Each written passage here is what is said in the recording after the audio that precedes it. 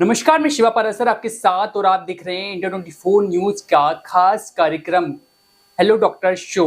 और आज के हेलो डॉक्टर शो के खास एपिसोड में बरेली का एक ऐसा जाना माना नाम, एक ऐसा चेहरा, एक ऐसी जो है पहचान शख्सियत मौजूद है आज हमारे सामने, जो कि अभी तक के हेलो डॉक्टर के एपिसोड में नहीं देखने को मिली। स्पेशली अगर कहें तो हमारे साथ आज डॉक्टर ब्रजेश यादव जी मौजूद हैं, जो कि बरेली में जो है संभव हॉस्पिटल के ऑनर भी हैं और साथ ही साथ जो है एमबीबीएस एमएस और लेप्रोस्कोपिक जो सर्जन भी हैं और लगातार अपनी मरीजों को बरेली में सेवाएं दे रहे हैं। लेकिन खास बात इसमें ये है कि अभी तक के जो हेलो डॉक्टर्स के जो खास एपिसोड बरेली में हमने शूट किए, तमाम अलग अलग डिस्ट्रिक्ट में शूट किए डॉक्टर्स के, तो वो सामान्य तौर पर अपने कर्म पर ध्यान देने वाले थे। लेकिन आज के जो हमारे डॉक्टर साहब हैं, डॉक्टर ब्रजेश यादव जी हैं, हमने ये देखा आज यहाँ पर आकर कि जो अपने कर्म के साथ साथ डॉक्टर साहब जो है अपने धर्म पर भी विशेष रूप से जो है ध्यान देते हैं।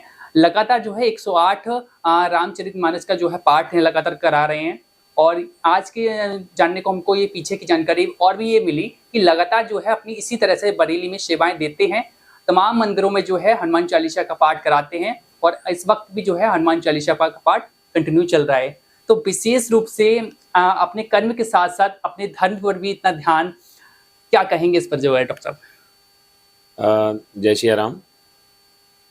ये हमारे सनातन धर्म में अपने कर्म को ही धर्म बताया गया है। यदि हम अपना कर्म ठीक प्रकार से करते हैं तो यही हमारा धर्म है। और जो आपने कहा रामचरितमानस और हनुमान चालीसा, श्री हनुमान जी एक ऐसे रामचरितमानस के ऐसे पात्र हैं, सेवा का धर्म क्या होता है ये हनुमान जी से सीखने जैसा है। बिल्कुल। इतना सरल, इतना सौम्य, कितना सहज, बलवान होते हुए भी सरलता और केवल लक्ष्य की ओर ध्यान। राम काज करवे को आतुर, राम काज लगे तब अवतारा। उनका जन्म राम के काम के लिए हुआ है। इसी प्रकार यदि धर्म और कर्म बिल्कुल भी अलग नहीं है, यदि हम इन चीज़ों को आत्मसात करते हुए अपने कर्म को करेंगे तो और ऐसा करेंगे कि उससे श्रेष्ठ कोई कर ही नहीं सकता और उसमें लेश मात्र कोई कमी नहीं रहेगी, कोई पाप नहीं होगा, कोई गलत काम नहीं होगा। ये धर्म की विशेषता है। तो जिस तरह से हमने देखा जो है कि अपने कर्म के साथ साथ आप लगातार अपने धर्म पे भी ध्यान देते हैं, किस तरह से जो है समय मैनेजमेंट आप करते हैं अपनी लाइफ में? श्रीमद् भगवत गीता में श्री कृष्ण कहते हैं अर्जुन से हम्म। कि तू मुझे याद करता रहे और जो भी कर्म कर रहा है मुझे समर्पित करते हुए सारे कर्म कर। तो मैं जो भी करता हूँ भगवान को याद करते हुए, उन्हीं को समर्पित करते हुए सारे। जैसे मैं ऑपरेशन में हूँ तो मैं ऑपरेशन आरंभ करता हूँ तो ये सोच कर करता हूँ, प्रभु ये शरीर आपने बनाया है, इस शरीर में क्या संरचना आपने की है। जैसे और भी सर्जन इस कार्यक्रम को देख रहे होंगे वो जानते हैं इस बात को कि जब भी कोई ऑपरेशन होता है तो हम लोगों के लिए भगवान ने एक प्लेन बनाया। अगर हम सही प्लेन में सर्जरी कर रहे हैं तो उसमें ब्लीडिंग नहीं होती, और ब्लीडिंग हो रही है इसका मतलब हम कहीं गलत प्लेन में घुसे हुए हैं। तो भगवान ने पहले से ही इतना सब कुछ सर्जन के लिए भी सोच के रखा है, यहाँ से अप्रोच होगी तो ये सरल होगी। तो जब जब मैं देखता हूँ तो ऐसा आर्किटेक्ट कोई हो नहीं सकता। हमारी बॉडी में जो जो चीज़ें फिट की गई हैं ईश्वर के द्वारा वो अद्भुत हैं। तो मैं तो जिधर देखता हूँ मुझे भगवान दिखाई देते हैं, तो उन्हीं को प्रणाम करके मैं ऑपरेशन आरंभ करता हूँ और मुझे डर नहीं लगता। मुझे ऐसा लगता है मेरे प्रभु मेरे पीछे खड़े हैं।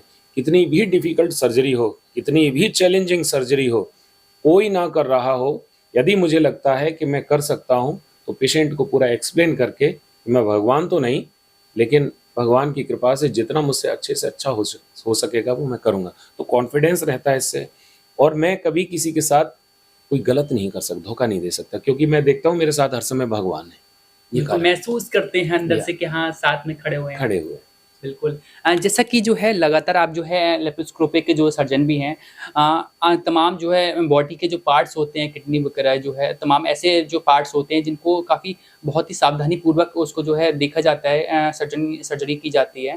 लेप्रोस्कोपी जो सर्जरी आप जो करते हैं लेप्रोस्कोपिक, उसके जो है अलग-अलग पार्ट जब आप देखते हैं कि कभी कुछ पार्ट आपने जो सर्जरी कर रहे हैं उसके जो है कभी कुछ कर रहे हैं, इतना जो है कॉन्फिडेंस आपके अंदर किस तरह से आता है कि आप बिल्कुल बिना किसी जो है झिझक के जो है कंटिन्यू करते हैं, वहाँ तमाम जो आपके जो ऑपरेशंस हुए हैं अभी तक सफलतापूर्वक हुए हैं। कहाँ से इतनी मोटिवेशन, कहाँ से इतनी जो है हिम्मत आपको सकारात्मक ऊर्जा प्राप्त होती है? क्या कुछ बताएँगे? देखिए, सबसे पहले तो मेरे माता-पिता ने मेरे को कहा कि बेटा डॉक्टर बनो, और उनका आशीर्वाद। उसके पश्चात हमारे जो गुरु लोग थे जिन्होंने हमें पढ़ाया, उन्होंने यही बताया कि आप केवल और केवल मरीज का भला सोचना, तुम्हारा भला खुद होता रहेगा, तुम्हें किसी चीज़ की चिंता करने की आवश्यकता पड़ेगी नहीं, पैसे की तो बिल्कुल भी नहीं पड़ेगी। जी। आप केवल मरीज का भला सोचिए, आपका भला स्वतः होता रहेगा। तो कुछ सूत्र हैं जो मैंने पकड़े। एक ये सूत्र पकड़ा, माता-पिता को प्रणाम, और जितने भी मेरे से आयु में मुझे बड़े लगते हैं, तो मैं उन सबों को अपना माता-पिता के समान सम्मान देता हूँ, उनका आशीर्वाद लेता हूँ, और भगवान को मैं सदा याद करता हूँ, क्योंकि भगवान की इच्छा के बिना कुछ भी नहीं हो सकता, ऐसा मैं मान के चलता हूँ।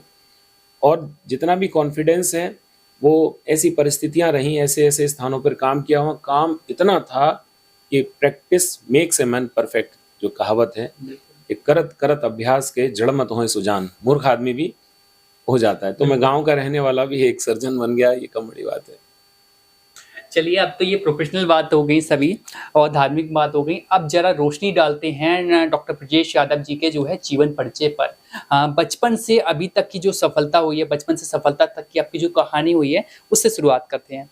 सबसे पहला सवाल जो है आपका जो है, बचपन आपका किस तरह से बीता था? क्या कुछ बताएँगे? मैं उत्तर प्रदेश, बरेली, जिसको लोग बांस बरेली के नाम से बिल्कुल। जानते हैं, मैं नाथ नगरी नाथ बरेली कहते नगरी। हैं, बरेली धाम कहता हूँ इसको। जी। उसके पास में एक है स्थान भोजीपुरा, जहाँ पर एसआरएमएस मेडिकल कॉलेज आज की डेट में है, जिसे लोग हुँ। इसके जानते हैं। हुँ। उससे करीब 1.5 किलोमीटर आगे मेरा गाँव है, नाम है मकरंदापुर गोंटिया। हुँ। उस गाँव का मैं रहने वाला हूँ, और बिल्कुल किसान परिवार में मैंने जन्म लिया, और खेती किसानी करते हुए मैं बड़ा हुआ। मेरे पिता ने, जब मैं 5 साल का रहा होऊँगा, तब एक मेडिकल स्टोर उन्होंने खोला।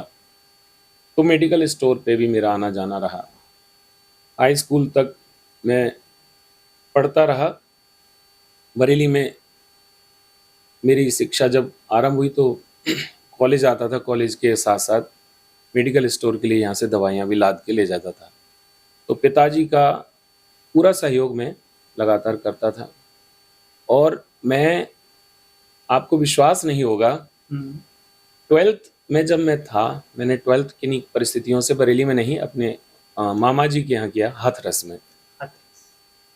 क्योंकि मेरी माँ ने यहाँ से भेज दिया, क्योंकि वो जानती थी कि मेरे पिता मुझे काम में लगाकर ज़्यादा रखेंगे, हुँ। तो उन्होंने कहा कि यहाँ से काम से हटाना, केवल पढ़ाई पे फ़ोकस हो, तो इसको यहाँ से दूर भेजती हूँ मैं।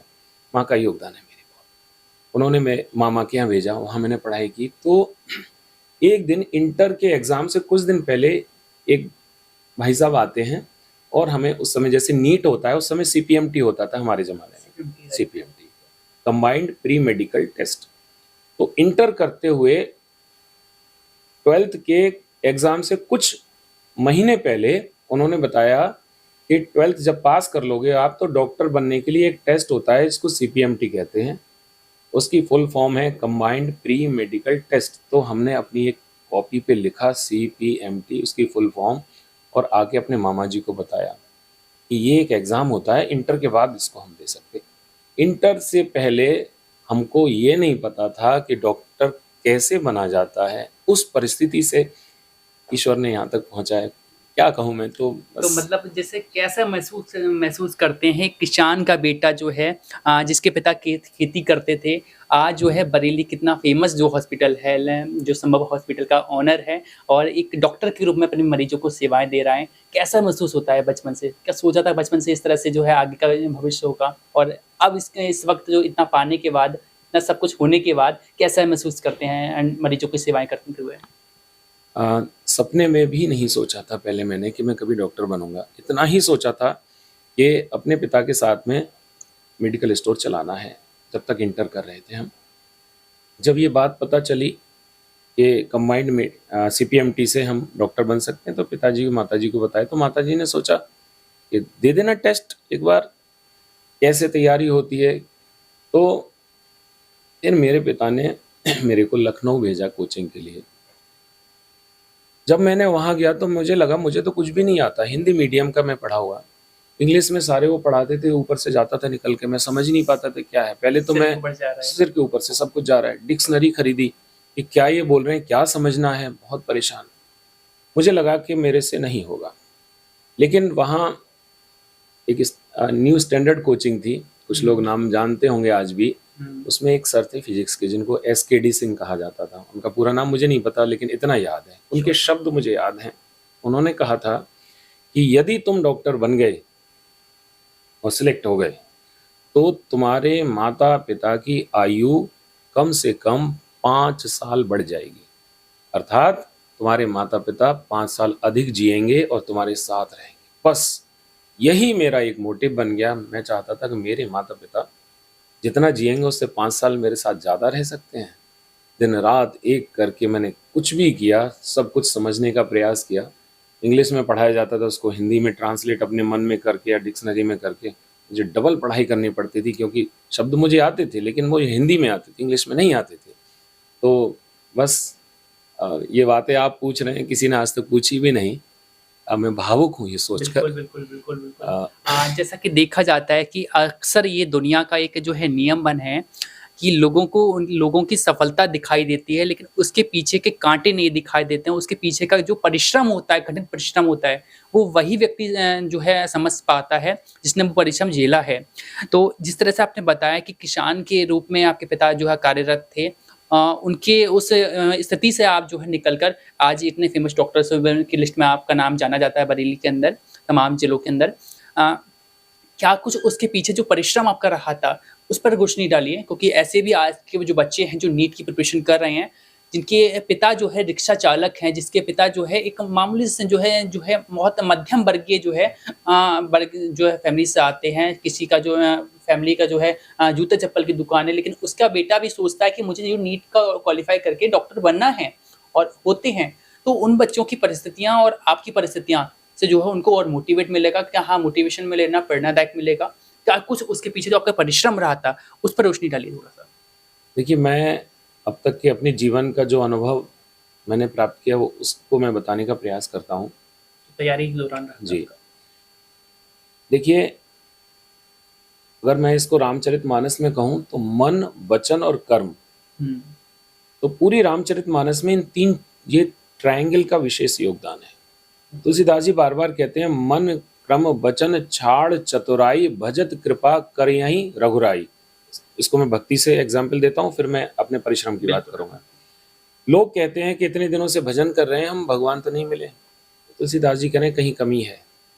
आपका मन कहीं है, आपका वचन कहीं है, आपका कर्म कहीं है। चतुराई छोड़िए, सही बनिए, एक लाइन में आइए, मन से वही रहिए, वचन से वही रहिए, कर्म से वही रहिए। आप बोलते कुछ हैं, सोचते कुछ हैं, करते कुछ हैं, इसका मतलब आप कहीं ना कहीं किसी को धोखा दे रहे हैं। इसी प्रकार यदि हम मन से, वचन से और कर्म से ये ठान लें कि मुझे यही करना है, मन में दूसरी बात मैं आने नहीं दूंगा, ये मन कहीं डाइवर्ट होगा नहीं, किसी स्त्री के पीछे नहीं जाएगा, किसी किसी पिक्चर या किसी मूवी के पीछे नहीं जाएगा, ये मन मेरा केवल पढ़ाई में रहेगा। और ये बात मैं बोलूं कि मुझे ये करके रहना है, और उसी को दिन रात जितना भी कर सकता हूँ, जितनी नींद आवश्यक है हर एक व्यक्ति की, मैं नहीं कहता आप इतने घंटे पढ़िए, हर व्यक्ति कोई 4 घंटे सो के फ्रेश होता है, कोई 5, कोई 6, लेकिन आप जितना आवश्यक है उतना ही टाइम बर्बाद करें, बाकी किसी चीज़ में कोई टाइम बर्बाद ना करें, केवल और केवल पढ़ाई करें, मन से, वचन से, कर्म से। एक जब टारगेट होगा तो सफलता अवश्य मिलेगी, कोई रोक नहीं सकता इसको। बिल्कुल। जैसे कि मैं श्रीमद् भागवत जो पढ़ता हूँ, श्रीमद् भागवत में जो है एक ख़ास लाइन बोली जाती है, और आपने बुजुर्गों से भी सुना होगा, जैसे कि हमने सुना है कि अगर आप किसी चीज़ को शिद्दत से चाहें, तो स स इस पृथ्वी के जो है सभी देवी-देवता जो हैं, विश्व के जो सभी देवी-देवता जो है आपको उस चीज़ को पाने में आपकी मदद करते हैं। सभी देवी-देवता आपकी मदद करेंगे, अगर आप किसी चीज़ को शिद्दत से चाह रहे हैं, उसके पीछे कठिन परिश्रम कर रहे हैं। क्या कुछ आपको इस लाइन पर जो है कहना चाहेंगे? मैं कैसा महसूस करेंगे? मैं इसमें 2 बातें कहना चाहूँगा। रामचरितमानस में लिखा है, बिल्कुल। कर्म प्रधान विश्व कर राखा, जो जस करत सो तस फल चाखा।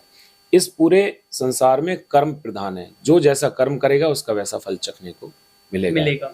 आप अगर कठिन परिश्रम कर रहे हैं, आप तप कर रहे हैं, उसका फल निश्चित आपको मिलना है। एक बात। दूसरी बात, सीता जी कहती हैं, इस जेहि के जेहि पर सत्य सनेहु, सो तेहि मिलहि न कछु संदेहु। जिसका जिस पर सच्चा स्नेह होता है वो उसको अवश्य मिलता है, इसमें कोई डाउट नहीं है। तो लेकिन किसका किस पर? क्या आपको अपना सच्चा स्नेह पढ़ाई पर है, टारगेट पर है, या थोड़ा थोड़ा प्यार पर भी है, थोड़ा थोड़ा इधर पर भी है, थोड़ा थोड़ा उधर पर भी है? यदि है तो माता सीता जब भगवान राम को पहली बार अशोक वाटिका में देखती हैं और देखती हैं वो फूल तोड़ते उन्हें पसीने आ रहे हैं, वो सोचती हैं, नहीं धनुष तोड़ देते तो मेरे से विवाह कर लेते, लेकिन इनको तो फूल तोड़ने में ही पसीने आ रहे, तो कठोर धनुष कैसे तोड़ेंगे? तो मन में थोड़ा सा डाउट हुआ। फिर उन्होंने सभी देवी देवताओं को मनाया, कहा यदि मैंने आपकी सच्ची पूजा की है तो ये मुझे पति के रूप में मिल जाएं। परेशान हुई तो अंत में यही का जय के जय पर सत्य स्नेहु, सो तहि मिले न कछु संदेहु। जिसका जिस पर सच्चा स्नेह होता है वो उसको अवश्य मिलता है। आप अपने ऊपर देख लीजिए, आप पत्रकारिता कर रहे हैं सच्चे मन से तो आपको सफलता मिलेगी, आपको कोई रोक नहीं सकता। एक चैनल नहीं तो दूसरा चैनल देगा। तो यही और मूल्य सब जगह एक ही हैं। आपकी ध्येय निष्ठा कैसी है, आप टारगेट ओरिएंटेड कैसे हैं, आप डाइवर्टेड हैं तो एक्सीडेंट होंगे और चांसेस कम होंगे एक्सीडेंट की, जब आपका ध्यान बिल्कुल, जैसे केंद्रित कि आपने ये लाइन कहा कि कंटिन्यू अगर मेहनत करेंगे तो सफलता ज़रूर मिलती है। लगातार जो है सन 16 से जो है लगातार हिंदुस्तान अखबार में एज़ नॉर्मल जो है स्टैंडर्ड रहे, वहाँ का वर्किंग किया। उसके बाद हिंदुस्तान के बाद अमर उजाला में रहे, उसके बाद अमर उजाला का सफ़र तय करते हुए सुना होगा दैनिक भास्कर। दैनिक भास्कर में जो है कंटिन्यू वर्किंग रहा। उसके बाद सीधे जो है नोएडा, दिल्ली जो है न्यूज़ 24 जॉइन किया। फिर न्यूज़ 24 के बाद आज तक में कंटिन्यू वर्किंग रही। फिर कंटिन्यू जो है इंडिया 24 न्यूज़ में लगातार 4 साल से वर्किंग बरेली में है। तो ये सारा जो संघर्ष था, लेकिन ये जो है देखने में महसूस नहीं होता था कि हाँ, ये कर पाऊँगा मैं। लेकिन जब करना शुरू किया, भगवान की कृपा ऐसी रही, महादेव की कृपा ऐसी रही कि आगे कंटिन्यू वर्किंग है। तो यही है कि हाँ, अगर काम कर रहे हैं, मेहनत कर रहे हैं तो सफलता ज़रूर मिलेगी। और आगे जो है दिक्कतों का सामना अगर आती भी हैं दिक्कतें, तो भगवान जो आपकी रक्षा करेंगे उसमें विशिष्ट आप। तो जैसे कि ये तो थोड़ी धार्मिक बातें हो गई, भावुक आपको हमने कर दिया। मैं आपको बताना चाहूँगा सभी दर्शकों और खासकर नीट के जो एक्सपीरियंस जो बच्चे हैं आपके, अभी डॉक्टर साहब से मैं बात कर रहा था, तो स्पेशली उनकी आंसू तक निकल आए, भावुक हो गए। मैं खुद महसूस कर रहा था कि वो जो है आंसू उनके टपकने वाले हैं, लेकिन छलकने वाले हैं, लेकिन वो अपने आप को कंट्रोल कर रहे हैं उस चीज़ के लिए, महसूस कर रहे हैं, भावुक हो गए। तो यही है कि अगर आपके मन में सच्ची श्रद्धा है और किसी चीज़ को आप शिद्दत से चाह रहे हैं, तो नीट से बड़े एग्ज़ाम भी आप जो है क्वालिफ़ाई कर सकते हैं। बस कठिन परिश्रम करते रहिए, अपना लक्ष्य जो है फ़ोकस करते रहिए, आगे सफलता ज़रूर मिलेगी आपको। वापस से अपने सवाल पर आते हैं। जैसे कि आपका जो है बचपन इस तरह से बीता आपका, स्कूलिंग आपकी किस तरह से हुई थी बचपन से? स्कूलिंग बहुत ही साधारण गांव में जो स्कूल होता है, प्राइमरी स्कूल। जी, जी। उसके बाद उस समय कोई एस कॉन्वेंट या आसपास भूजीपुरा में कोई ऐसे स्कूल थे नहीं। फिर भी एक मांटेसरी स्कूल खुला, तो उसमें था वो हिंदी मीडियम ही, लेकिन उसमें मेरे पिताजी ने माताजी ने मेरा एडमिशन कराया। उसके बाद भूजीपुरा में कक्षा 8 तक ही व्यवस्था थी कि स्कूलिंग 8 कक्षा 8 तक ही पढ़ सकते थे। इस समय है जिसका नाम भारत इंटर कॉलेज, उस समय वो भारत हायर सेकेंडरी स्कूल हुआ करता था। जी, जी। तो हम 8वीं तक वहाँ पढ़े, फिर 9th में हम मनोहर भूषण इंटर कॉलेज में, बरेली एमबी इंटर कॉलेज के नाम से जो जाना जाता है, यहाँ पर आए और 9th हमने किया। हमने यहाँ से 10th किया और आपने अभी एक मूवी देखी होगी जिसका नाम था 12th फेल। बिल्कुल जवाब पर थी मेरी। हाँ, तो आप 12th फेल और आप मेरे पे मूवी बना सकते हैं 11th फेल। 11th fail? जी, मैं 11th में यहाँ फेल हो गया, एमबी इंटर कॉलेज में 11th में आप फेल हो फेल गए? हो गया मैं। क्या वजह रही थी उसके पीछे की? बताना अगर कंफर्टेबल आपको। कंफर्टेबल नहीं, क्योंकि कुछ ऐसी वजह थी, वो बताना किसी की प्रतिष्ठा को चलिए। वो करेगा, इसलिए नहीं बता रहा हूँ। लेकिन जो रिजल्ट है वो ये है कि मैं 11th फेल हुआ।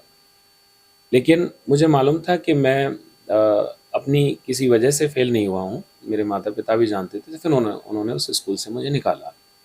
फिर हम भोजीपरा से थोड़ा और आगे है आटा माडा, तो आदर्श निकेतन इंटर कॉलेज, बिल्कुल हाँ, तो उसमें हमें हमारे पिताजी ने एडमिशन हाँ, तो उसका था AN इंटर कॉलेज, आदर्श निकेतन, लेकिन वहाँ के लड़के उसको बोलते थे A से आवारा, N से नालायक इंटर कॉलेज। इतना बदनाम था वो, क्योंकि केवल लड़ाइयाँ और नेतागिरी होती थी। तो हमें 11th में वहाँ जब एडमिशन कराया, तो वहाँ के टीचर्स ने हमारे पिताजी से कहा कि अपने अच्छे खासे बालक का क्यों भविष्य बिगाड़ना चाहते हो। बोले नहीं, आप एडमिशन कर लीजिए, वहाँ से तो निकालना है। तो मैंने 11th वहाँ पहुँचा मैं, तो परिस्थितियाँ अनुकूल हुई ईश्वर की कृपा से। जो 11th में फेल लड़का बैठा है आपके सामने, उसने वहाँ इतने नंबर लाया कि कॉलेज टॉप किया। इतने पूरे कॉलेज में इतने परसेंटेज किसी के नहीं थे जितने मेरे थे। फिर जब मैंने कॉलेज टॉप किया, तो फिर मेरी माता को समझ में आया इसमें काबिलियत है, हाँ आगे कुछ तो बढ़ है इसमें। फिर उनके दिमाग में आया कि इसको यहाँ से निकाला जाए। मतलब मैं कहीं ना कहीं दुकान खेती में लगा रहता था, मुझे देखा नहीं जाता। मेरे अकेले पिताजी, बिल्कुल। चाचा जी थोड़ा सहयोग जरूर करते थे, लेकिन मुझे लगता था मैं बड़ा हूँ तो मुझे भी करना चाहिए। उन्होंने फिर कहा कि नहीं, तू पूरा पढ़ाई पे ध्यान दे और इंटर करने तेरे मामा के यहाँ भेजती हूँ मैं। तो हाथरस में एक कॉलेज है, सरस्वती इंटर कॉलेज, तो वहाँ मेरा एडमिशन हुआ। वहाँ से मैंने इंटर पास किया। हाई स्कूल मैं नीट के बच्चों को बताना चाहता हूँ कि आपने पीछे क्या किया है इसको कोई नहीं जाना। 10th में मेरी 2nd डिवीजन है, फर्स्ट भी नहीं हूँ। 11th में मैं फेल हुआ हूँ। 12th टॉप किया है। फिर मैंने 11th टॉप किया है। 12th में एक सपना होता, उस जमाने में फर्स्ट डिवीजन आना हमारे गांव वाले लोगों के लिए माना जाता था जैसे पता नहीं क्या पकड़ लिया इन्होंने, क्या ले लिया। फर्स्ट डिवीजन आ गई, फिर और मोटिवेशन मिला, फर्स्ट आया है। तो जैसे मैंने बताया, हमें इंटर से थोड़ा सा पहले पता चला कि CPMT की फुल फॉर्म क्या होती है और ऐसा कोई एग्ज़ाम होता है जिसको देने के बाद में आप डॉक्टर बन सकते हैं। फिर कोचिंग के लिए गए, फर्स्ट अटेम्प्ट क्लियर नहीं हुआ। सेकेंड अटेम्प्ट में मैं BHMS मिला होम्योपैथिक, पापा ने कहा नहीं छोड़ दो। थर्ड अटेम्प्ट लिया, थर्ड अटेम्प्ट में हम SN medical college Agra 94 batch में हमारा, पर प्रतिकूल परिस्थितियां देखिए मेरे साथ क्या होती हैं। 94 में मैंने एग्जाम देता हूं और उसमें कुछ कोर्ट केस लग जाते हैं। एग्जाम देने के बाद में रिजल्ट डिक्लेयर नहीं होता है। 1 महीना, 2 महीना, 3 महीना, 4 महीना, 6 महीना होते होते अब कंफ्यूजन होता है कहीं एग्जाम कैंसिल ना हो जाए। 6 महीने बीत गए, अगले चौथे अटेम्प्ट के लिए हमने तैयारी भी नहीं, क्या होगा।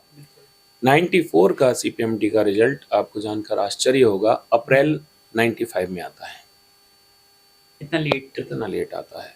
खैर आज देर आए ठीक आए, सही जगह आए। तो उस समय मेरा सिलेक्शन हो गया और मैं आगरा पहुंच गया। तो आगरा से मैंने अपना MBBS कंप्लीट किया और MBBS कंप्लीट करने के बाद फिर मैंने PG की तैयारी की। PG की तैयारी के बाद जब मैं MBBS कर रहा था तो मैं चाहता था, मेरा इंटरेस्ट था कि मैं सर्जन नहीं फिजिशियन बनूंगा। फिजिशियन की तरफ मेरा झुकाव था, रुख था मेरा। तो फिर मैंने जब इसकी तैयारी की PG वाली, तो PG में मैंने DCH उठाया, डिप्लोमा इन चाइल्ड। तो उठा के मैंने बता दिया कि मैंने पीडियाट्रिक का डिप्लोमा ले लिया है। मेरी माँ इस विषय में बहुत ज़्यादा जानती नहीं, बोले तू डिप्लोमा लेके मेरी नाक कटा देगा।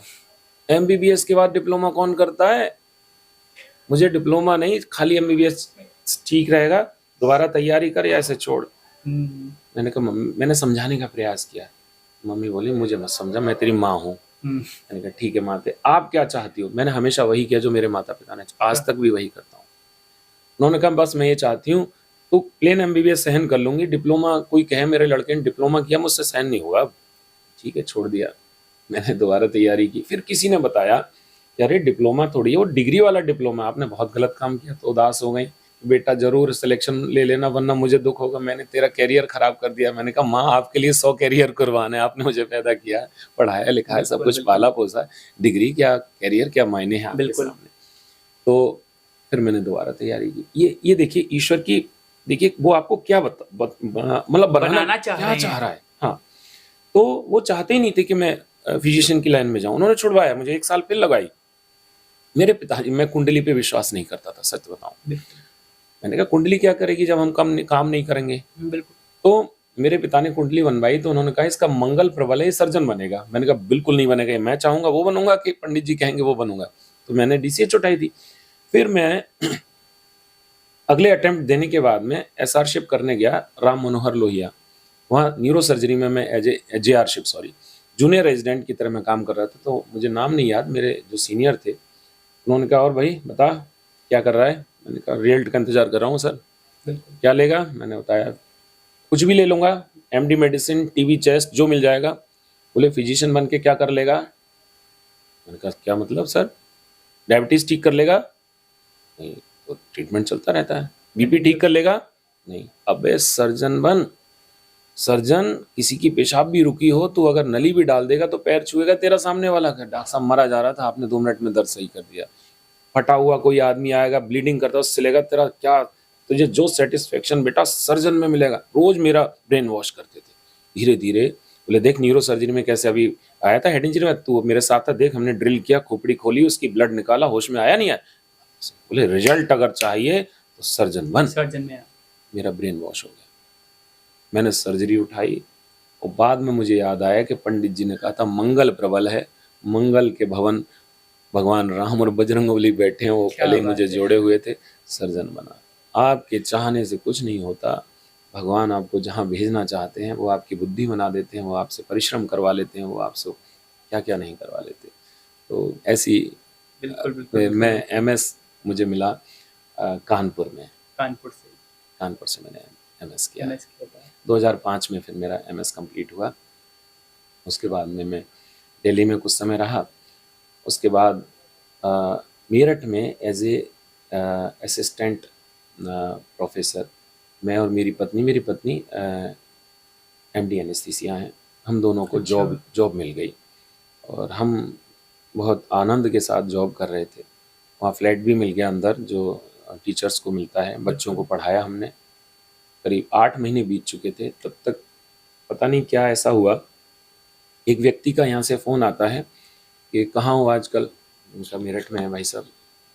बोले ये बताओ कि हमने इतने आशीर्वाद दिए, इतनी भगवान से प्रार्थना की, गांव से निकल के कोई लड़का डॉक्टर बन रहा है और तुम बरेली में और अपने क्षेत्र के लिए तो कुछ दिया नहीं, क्या फ़ायदा निकला? हमारे लोगों के लिए क्या फ़ायदा हुआ तुम्हारे डॉक्टर बनने का? ऐसी बात भैया मुझे लगी ये, मैं रात में सो नहीं पाता था। ये बात सुन के मैंने मेरे क्षेत्र के लोगों के साथ मैं ये तो गलत किया। अरे हमारे आशीर्वाद से भी बने हो तुम डॉक्टर, गांव में घूमने वाले लड़के कितने घूम रहे हैं देख रहे हो। मैंने सोचा बात तो ठीक है। फिर मैंने डिसाइड किया चाहे जो हो जाए अपने क्षेत्र में जाऊंगा। मैंने अपनी पत्नी को मनाया और हमने रिज़ाइन किया। 9 महीने मतलब 1 महीने का वो होता है हाँ साइन रिज़ाइन करने के लिए टाइम देना होता है। तो सबने समझाया, बोले सरकारी नौकरी मेडिकल कॉलेज में, मेरा सपना था बच्चों को पढ़ाना, तो भगवान ने वो भी पूरा करवाया। एमबीबीएस वालों को 9 महीने पढ़ा लिया, मैंने पूरा करा लिया। फिर उन्होंने यहाँ भेजा, शायद यहाँ कुछ और काम कराने रहे होंगे, आपसे मिलवाना रहा होगा और लोगों से यहाँ मिलवाना रहा होगा। तो हमने रिज़ाइन करके आए, सब शॉक्ड थे। मेरे काम सब ऐसे हैं अटपटे, मुझे जो लगता है मैं जब सो नहीं पाता किसी बात को लेके, अंदर से कोई चीज़ कचोटती है तो मैं तुरंत छोड़ देता हूँ। तो बरेली यहाँ ना वो मेडिकल कॉलेज की टीचर की नौकरी छोड़ के मैं 9 महीने की, केवल 9 महीने, और मैं यहाँ, ये अब तक की गाथा है। बिल्कुल, ये वाला जो आपने बात बताई हमको अपना उससे याद आ गया। जैसे मैं आज तक मैं कंटिन्यू न्यूज़ 24 के बाद आज तक मैं ज्वाइन हो गया था। वहाँ काम कर रहा था as a district correspondent Delhi. तो वहाँ भी जो है काफ़ी सारे जो है एज ए लाइव टेलीकास्ट वगैरह शो चलते थे एज ए स्टूडियो में।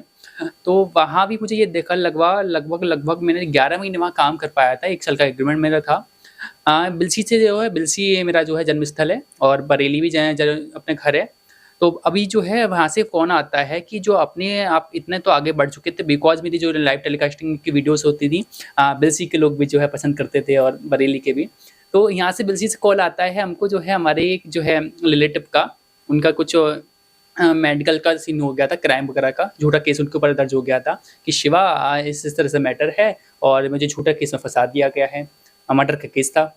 तो मैंने बोला आप ठीक है। तो मैं यहाँ का जो बदायूं के जो आसक से थे उनको कॉल किया, संदीप जी को। तो बोले ऐसे तो मैं बताया, लेकिन अब क्या होता है कि जो आपका कहना अलग है और दूसरे का मन अलग है। उन्होंने इस पर चीज़ ध्यान नहीं दिया 65,000 समथिंग सैलरी थी, और फिर उसकी आधी सैलरी छोड़ के वापस आना मजाक नहीं है। फैमिली में नहीं डांट पड़ी मेरी, कंटिन्यू बरेली आ गए, इंडो 24 में ज्वाइन लिया फिर जो है, और उसके बाद कंटिन्यू बरेली में वर्किंग करने शुरू कर दी। और आज ऐसा हाल है कि ये बरेली के साथ साथ जो बदायूं हो गया, बदायूं के साथ साथ बिलसी हो गया, तमाम लोगों की समस्या भी होती है तो डायरेक्ट शिवाजी को कॉल लगाया जाता है।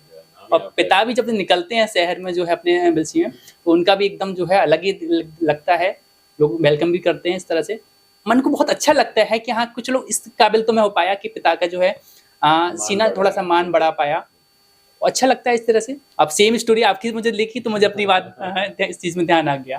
खैर वापस आते हैं अपने टॉपिक पर। तो जिस तरह से आपकी जो है स्कूलिंग यहाँ पर हुई, इतना कठिन परिश्रम आपका रहा, जो कंटिन्यू आपके अनुभव जो है आपका अब तक का जो आपका रहा है, जो नीट का एग्जाम पहले CBTMT होता था जो है, अब नीट का एग्जाम हो गया है। अगर MBBS आपको करना है तो नीट का जो है पेपर क्वालिफाई करना होगा।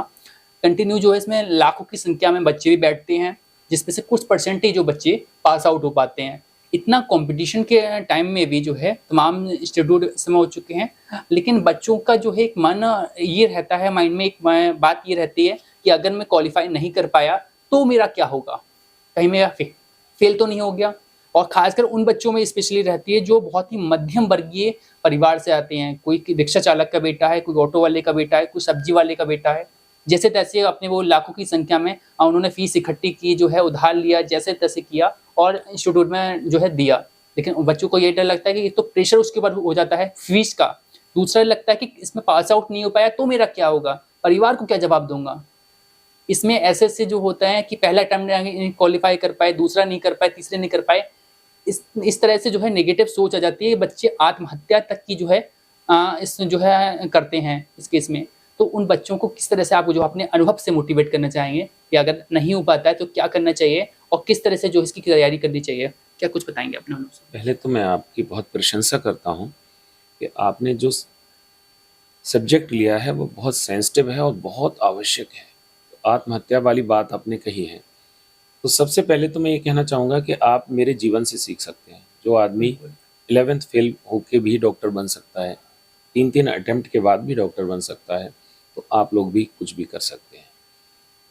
कभी भी घबराना नहीं चाहिए, कभी भी डरना नहीं चाहिए। हम कहाँ से आए हैं ये सोचना नहीं चाहिए, हम आगे क्या कर सकते हैं केवल ये सोचना चाहिए।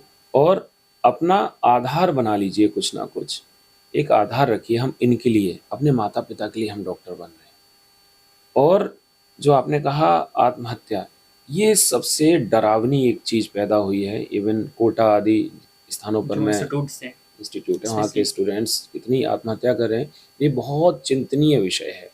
इसके लिए बच्चों से ना कह के सबसे पहले उनके माता पिता से मैं विनम्र अनुरोध करना चाहता हूँ, आप अपने बच्चों पर इतना प्रेशर मत डालिए कि वो इस हद तक टूट जाएं कि वो आत्महत्या कर लें।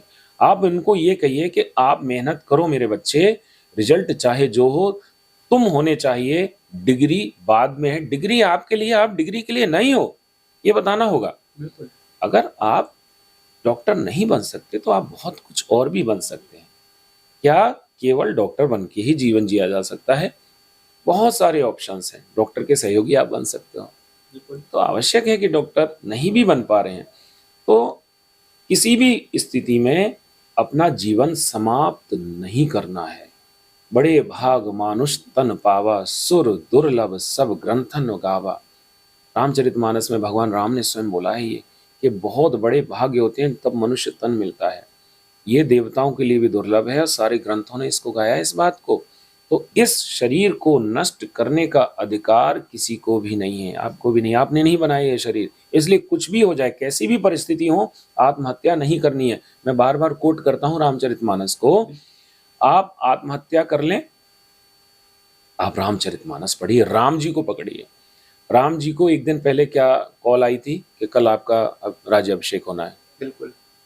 और नेक्स्ट मॉर्निंग क्या कॉल आती है, आपको घर से निकलना है, वो भी 14 साल के लिए। आपका छोटा भाई राजा बनने वाला है, आप राजा ही नहीं बनेंगे, घर में भी नहीं रह सकते। और सुनिए, ये कपड़े नहीं पहनेंगे, ये माला वाला सब उतारिए, आप केवल वनवासी बनकर जा सकते हैं। तापस वेश विशेष उदासी, 14 वर्ष राम वनवासी, ये वरदान मांगा माता के ही ने। तो ना राम घबराए, ना राम लड़े, ना राम रोए। और राम जी की पॉजिटिव थिंकिंग देखिए आप। माँ कौशल्या से जाके कहते हैं, पिता दीन मोहि कानन राजू। कानन कहते वन को। तो मैया अयोध्या का राज नहीं दिया, मेरे पिता ने मुझे वन का राज्य दिया है, अर्थात मैं राजा हूं। आप फीलिंग कैसी लाते हैं? अरे आप डॉक्टर हैं, डॉक्टर का काम है सेवा करना, शरीर की सेवा। आप किसी भांति सेवा कर सकते हैं। आपने ये जन्म लिया है। हमारे medical college, SN medical college का, सरोजनी नायडू मेडिकल कॉलेज का ध्येय वाक्य था, लाइव लिव टू सर्व, सेवा करने के लिए जीवन। बड़ा सुंदर मुझे लगता है। आपका जीवन है किसी ना किसी रूप में सेवा। आप डॉक्टर नहीं बने तो अपने आप को मार डालोगे। एक तो अपने आप को समाप्त किया, और अपने माता पिता को आप जीते जी मार के गए। रोज मर रहे हैं, रोज मरेंगे, रोज आपको याद कर करके मरेंगे। जिसने भी आत्महत्याएं की हैं, उनके माता पिताओं को मैं कैसे रोते अपने सामने देखता हूँ। तो किसी भी हालत में आत्महत्या नहीं होनी चाहिए। राम जी से सीखिए। जो राजा बनने जा रहा था वो वनवासी बन गया। यदि वो बैलेंस रहे तो उन्हें दोबारा मिला, नहीं मिला, राज मिला, बिल्कुल बिल्कुल बिल्कुल राज मिला, बिल्कुल। आपको मिलेगा, सब कुछ मिलेगा। आप यदि कोई विषम परिस्थिति, क्राइसिस मैनेजमेंट अगर सीखना है तो बच्चों को धर्म से जोड़िए। हमारी ये कथाएं क्राइसिस मैनेजमेंट की कथाएं हैं। हमारी ये कथाएं हाउ टू लिव की कथाएं हैं। हमारी ये कथाएं, ये मैनुअल है। शरीर तो मिल गया, हाउ टू यूज हमें पता ही नहीं, हमें कैसे मैनेज करना है शरीर को। तो इसलिए आप थोड़ा थोड़ा रामचरितमानस की कथाएं जब सुनेंगे तो आप जीवन में निराश नहीं हो सकते। निगेटिविटी आते ही आपकी परफॉर्मेंस बहुत नीचे आ जाती है। आप भगवान को मानने का अर्थ ये है, कोई कहे भगवान होता, क्या प्रूफ है? अरे प्रूफ छोड़ भाई। अगर भगवान है, ये सोच के मैं खुश हूं, प्रसन्न हूं, नाच रहा हूं, बिना किसी पैसे खर्च किए हुए लोग नाच रहे हैं, बहुत सारा पैसा खर्च करके मूवी देखते हुए बैंड लाके, मैं ऐसे ही नाच रहा हूं, तो मैं घाटे में हूं कि आप घाटे में हैं? बिल्कुल। तो इसलिए भगवान को याद करते रहिए, आपके भीतर कॉन्फिडेंस आएगा। और कभी भी निराश नहीं होना। निराश हो तो आप राम जी को देख लेना। राजा बनने वाला व्यक्ति वनवासी बन गया, और नंगे पैर जाना, भोजन भी नहीं खाना, किसी गांव नहीं जाना, किसी शहर नहीं जाना, कहीं नहीं गए भगवान राम, किसी के घर नहीं गए, नंगे पैर चले, कंदमूल फल खाए, जाड़ा गर्मी बारिश सब ऐसे ही सहा, खुले में रहे। खुले में रहा। और किसका बेटा था? राजा। और बेटियों को सीखना है, सीता जी से सीखिए। राजा जनक की स्पेशली बेटी- बिल्कुल बिल्कुल बिल्कुल। राजा जनक की आज तक बेटी, जो लड़कियां हैं, हाँ, राजा जनक की बेटी है, दशरथ की पुत्र वधू है। और उन्होंने कहा कभी तुम यहाँ रह लेना मैके, कभी ससुराल नहीं। मैं पति यदि सुख में है, अर्धांगिनी का अर्थ होता है यदि पति सुख में है तो सुख में रहूंगी, पति दुख में है तो मैं दुख में रहूंगी। मैं अपने पति को नहीं छोड़ सकती। बिल्कुल। साथ नहीं। रावण चुरा कर ले गया सोच के कि ये मेरे तो पूरी लंका सोने की है, ये मेरी बातों में आ सकती है। हो जाएगी। उन्होंने कहा कि नहीं, तेरी संपत्ति तिनके के समान है। तिनका दिखा दिया रावण को, जब उसने लंका दिखाई, ये ले। तो ये सारे हमारे ग्रंथ हैं, वो आपको कभी मरने नहीं दे सकते। यदि आत्महत्या हो रही है तो हमारा माता पिता का दोष है कि उन्होंने प्रेशर इतना दिया या धर्म से नहीं जोड़ा।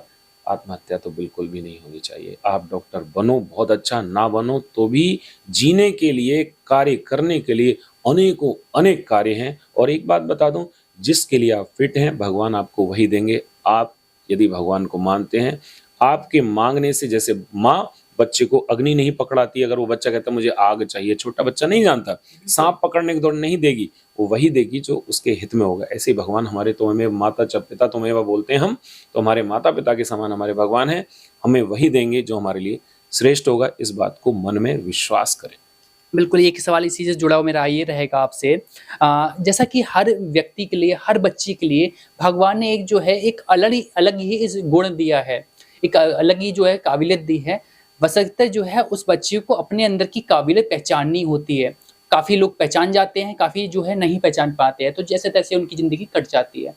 हर बच्चे को अपने अंदर की जो काबिलियत है, जो गुण हैं, वो किस प्रकार से पहचानना चाहिए? अपने अनुभव से क्या कुछ बताना चाहेंगे बच्चों को? ताकि वो जान सके कि मुझे लाइफ में क्या करना है जीवन में। देखिए, आपके भीतर का इंटरेस्ट क्या कहता है। आप किसी काम को बोझ समझ कर रहे हैं कि आपको वो करने में आनंद आ रहा है। जिस काम को करने में अंदर से अच्छी फीलिंग आए, समझ लीजिए आपके लिए वही काम फिट है। और आप कि सुलभता किधर है, आपको क्या ठीक से आता है। जैसे मैं अपना कहूँ तो मेरा मेडिकल स्टोर था, तो थोड़ा-सा मेडिसिन्स में मुझे इंटरेस्ट था। बिल्कुल। तो बाकी मेरे माता-पिता चाहते थे। तो आप मैं स्टूडेंट से यही कहना चाहूँगा कि आपके भीतर जो आपको लगे कि ये मैं कर लूँगा, मुझे ये करके आनंद आएगा, अच्छा लगेगा, तो वो आपके लिए ठीक है। और कुछ भी काम कठिन नहीं है। आप जो करना चाहें कर सकते हैं, बस मन में दृढ़ इच्छा शक्ति होनी चाहिए। होनी चाहिए। जैसे कि एक सवाल मेरा ये रहेगा, जो आज के बच्चे हैं स्पेशली फॉर बिकॉज़ जैसे इस तरह से आपने तैयारी की थी, उस टाइम में इतना टेक्नोलॉजी नहीं थी। आज के समय में तमाम जो है टेक्नोलॉजी हैं, तमाम इंस्टीट्यूट्स हैं, तैयारी करने में और आसानी हो सकती है बच्चों के लिए। स्पेशली फॉर जो है आज का अगर एक बच्चा जो है 12th पास कर चुका है, उसको लगता है कि मुझे डॉक्टर बनना चाहिए, उसके मन में है डॉक्टर मुझे बनना चाहिए। किस तरह से वो अपनी तैयारी करे आगे के लिए जो है, और स्पेशली फॉर जो है अपने मोबाइल एडिक्शन से जो है किस तरह से जैसे देखा जाता है कि आप तैयारी करने बच्चा बैठा है, अचानक एक नोटिफ़िकेशन आता है इंस्टाग्राम का। एक क्लिक किया, उसने सोचा मन में कि सिर्फ़ 2 मिनट 1 घंटे से तैयारी कर रहा हूँ, 2 मिनट के लिए खोलता हूँ इंस्टाग्राम, एक रील देखकर बंद कर देता हूँ।